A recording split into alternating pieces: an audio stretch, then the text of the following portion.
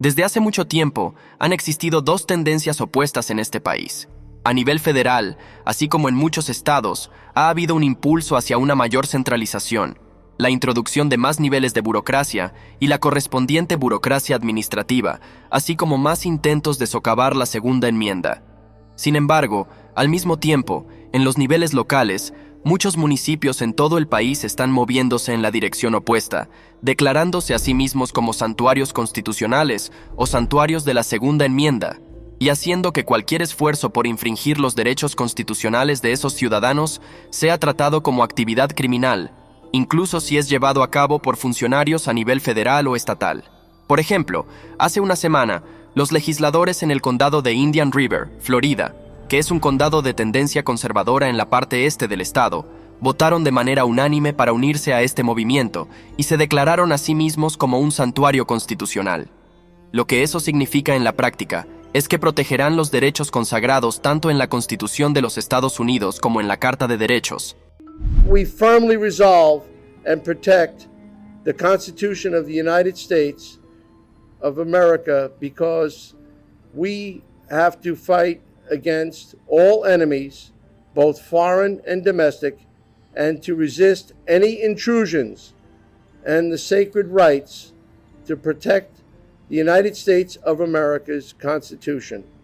Luego, al hablar con un medio de noticias local, el sheriff Eric Flowers explicó por qué adoptar una postura constitucional era un paso necesario para el condado de Indian River. We stand by the Constitution, we stand by the guiding principles of our forefathers.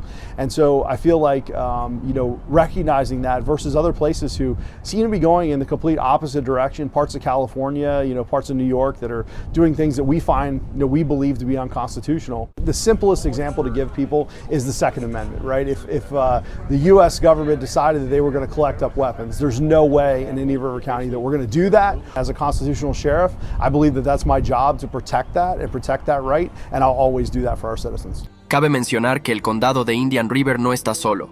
Ir en la dirección constitucional parece ser una nueva tendencia que los condados conservadores locales están adoptando. Por ejemplo, el año pasado, por una votación de 9-1, la Junta de Comisionados del Condado de Ottawa, en Michigan, también decidió tomar este paso y volverse constitucional. Al hacerlo, cito, la Junta ha resuelto no utilizar ningún fondo o recurso para hacer cumplir ninguna ley o norma que restrinja los derechos de cualquier ciudadano respetuoso de la ley, tal como los afirma la Constitución de los Estados Unidos, ni para ayudar a ninguna agencia estatal o federal a infringir o restringir esos derechos. Y nuevamente esto no es un caso aislado, esta es una tendencia que estamos comenzando a ver cada vez más. Por ejemplo, antes del condado de Ottawa, los legisladores en el condado de Cattaraugus, que es un condado conservador en la parte occidental del estado de Nueva York, votaron de manera unánime para convertirse también en un santuario constitucional. Específicamente, bajo la legislación que aprobaron, el condado de Cattaraugus se declaró a sí mismo como un, cito, condado constitucional, inquebrantable en su compromiso de proteger los derechos constitucionales de sus ciudadanos. Además, el legislativo de este condado prometió utilizar, cito, todos los medios legales a su disposición para oponerse a los esfuerzos inconstitucionales para infringir los derechos de los ciudadanos, ya sea que esos ataques provengan del nivel federal o estatal.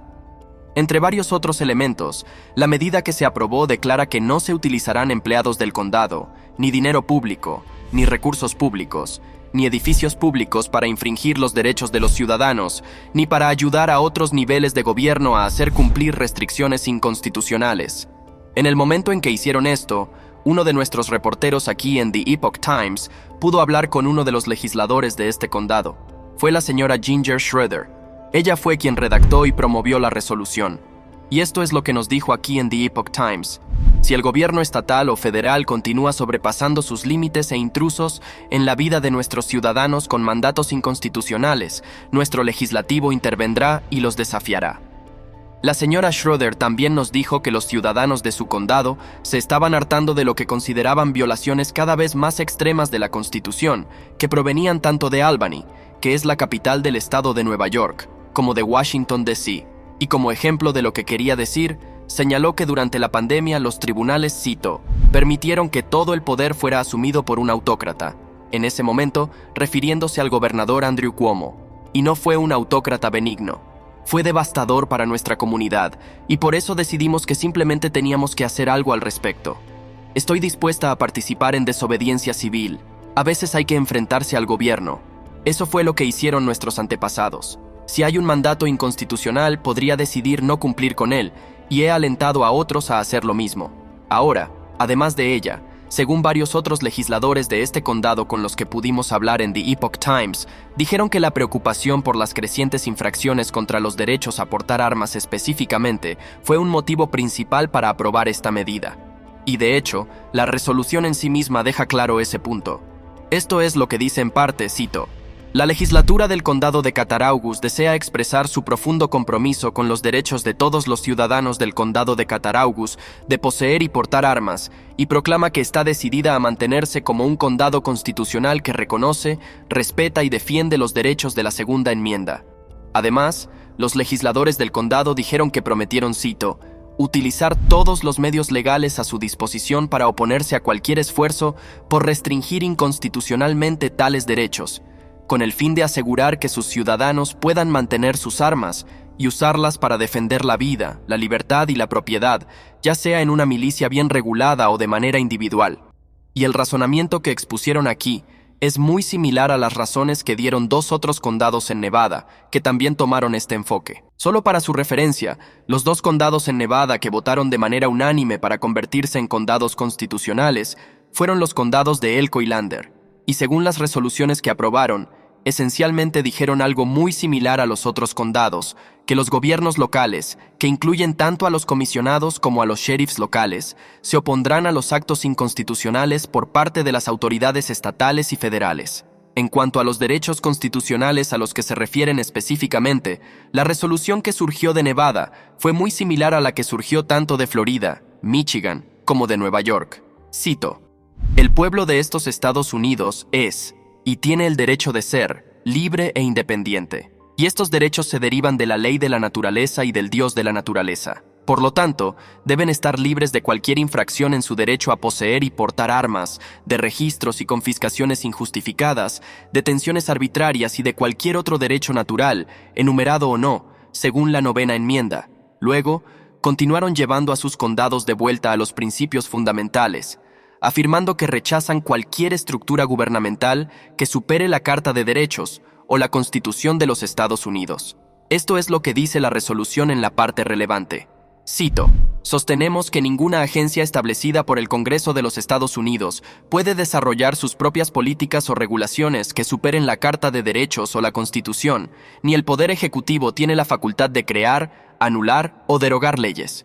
En total, hasta ahora, 5 condados han tomado este paso y se han declarado constitucionales, lo cual, por supuesto, no parece mucho. Sin embargo, vale la pena mencionar que volverse constitucional es solo una de las varias estrategias que los municipios locales están utilizando para asegurarse de que los derechos fundamentales de sus ciudadanos sean protegidos.